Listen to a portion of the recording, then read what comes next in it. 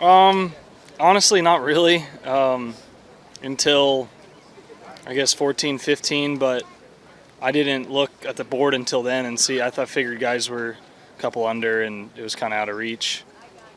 And then after that, yeah, I was trying to honestly just match Phil shot for shot coming in, and just towed it off 18. I felt really good over it. Drove the ball.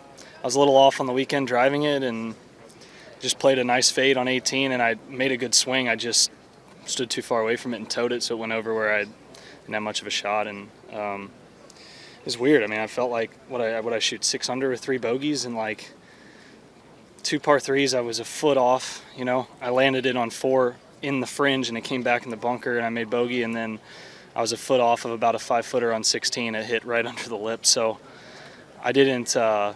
When you're that far back, you have to have everything go right, and it was close, but I should have done a lot better in those first 3 rounds. I made a tremendous amount of mental mistakes, and to be this close now, it's nice, but it also almost frustrates me more because I made some mistakes I don't normally make out here, and it was more decision errors than anything else. The putt at 16, was that maybe one of the keys to where you were thinking? I mean, I realize we're well into the round, but that was a big putt, it seemed like. It was, yeah. I mean, I wasn't looking at 17, 18 as being birdieable, to be honest, and with that pin on 17 where it is, and then 18 being, a long iron in.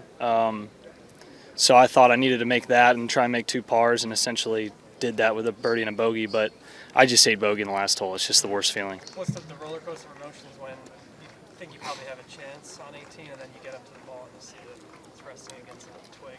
I mean, I was happy to have a swing. You don't hit it left there. So the fact that I could advance it to where I did was actually a really good break.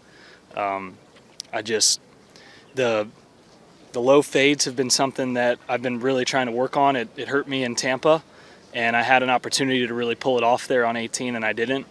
So I still got to keep working on that. That's a shot that has been in my arsenal, and it's kind of left me a little bit over the last 6 weeks or so, where I've got a lot of other shots.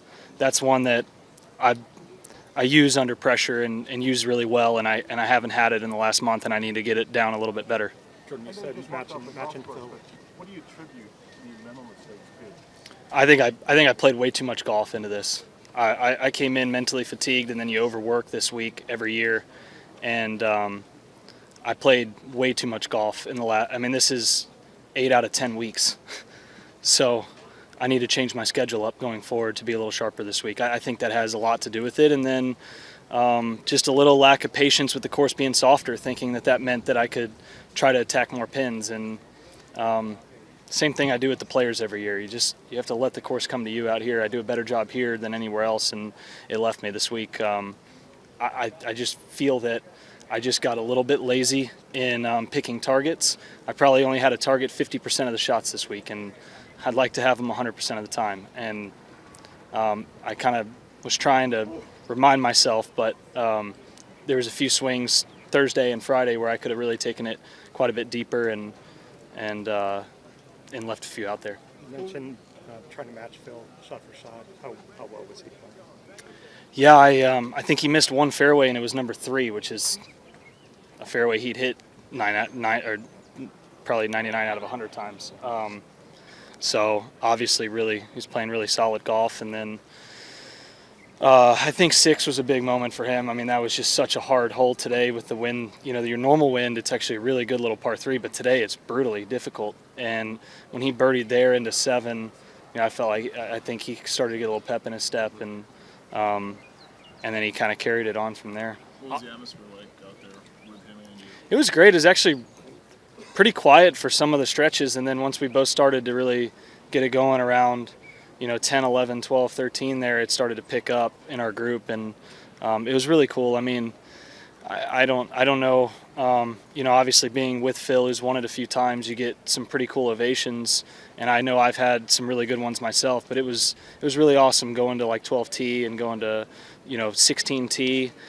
I have a lot of great memories coming off that 15th green, from the year I won, the year after, 18, and now this year, where you kind of feel like everyone's trying to will the ball in for you, and it's a really cool feeling that you don't get really anywhere else but here. Obviously, Phil and some others are in this event forever until they want to stop playing. But just seeing what he did, what Koepka did, what some of the other LIV guys did, do the majors lose something down the stretch if those guys aren't able to get in somehow? I mean, if you qualify, you qualify. I've always been a proponent that you shouldn't keep somebody out if they've qualified.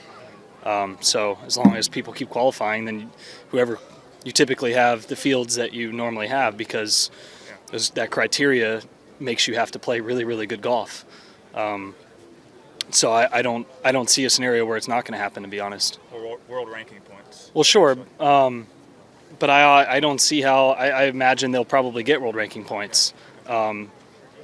Does it put a few guys that haven't qualified via the majors a little bit behind? Sure, and then they'll have to catch up by playing well. So I'm not sure. I think that every major wants to have the best field possible, and so they come up with a criteria that they feel will yield that. And I think if it's not the case, then they'll change it to yield that. Going to Hilton Head next week, defending champion. Yes, sir. Looking what you Yeah. talked about playing. Yeah, I love that golf course. I mean, it probably couldn't be any more. It couldn't be more different than this place. But I really enjoy playing it. You have to think your way through it. Hopefully it's drier. But yeah, I'm looking forward to it. I can't wait to take a couple days off though, and then get over there and maybe Tuesday late afternoon, kind of get in a few rhythmic swings and then get into it. So it'll feel a little different than last year. Last year I can't watch the Masters if I miss the cut, and so I was playing golf on Sunday during the Masters in Hilton Head, and so I won't be as prepared, but contending in a major is pretty good prep.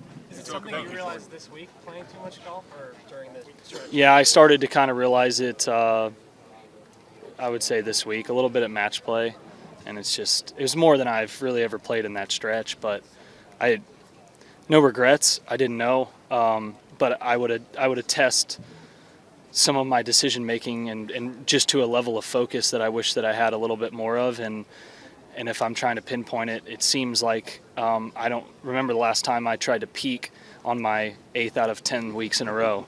I don't remember ever having that. So, yeah, like I said, this is a year that's a bridge year for us on the PGA Tour. So I want to keep playing the elevated events as well as the other events that I really love to play. And so I knew that was going to happen this year, but it should be decided for me in the future, which will be a good thing. Jordan, there's been a little chatter that maybe Phil hasn't been received as warmly as he has in years past. Did you detect that at all today in terms of how the galleries? No, not really. I felt pretty. I've played with him now 3 or 4 times on Sunday here, and I didn't feel a whole lot different. I would say only 1 or 2 of them counted because the COVID year was one, so can't really answer that question off that. But I didn't think so. I thought, once we both started to get it going, it became a really exciting group, and everybody it felt very, very like 8, 9, 10 years ago. Thanks, guys.